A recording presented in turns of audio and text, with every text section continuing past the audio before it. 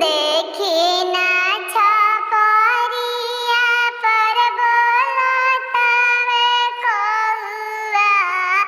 ए सासुजी आजू आई है हमर भैया।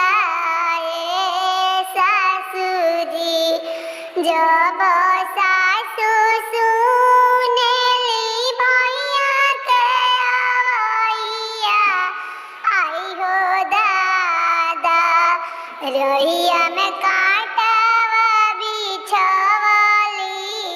आई हो दादा रोहिया में कांटावा बिछवली।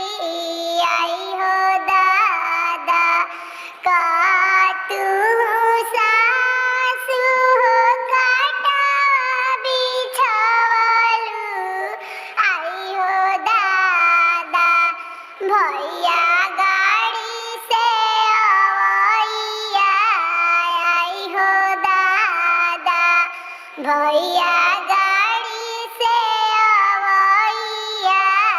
आई हो दादा जब मोरे भैया दुआरवा पर आइले।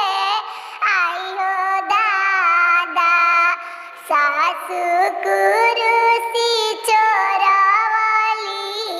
आई हो दादा सासु कुरुसी चोरवली। आई हो दादा का तू सासु कुरुसी चोरवलू। आई हो दादा भैया आचर पर बैठी है।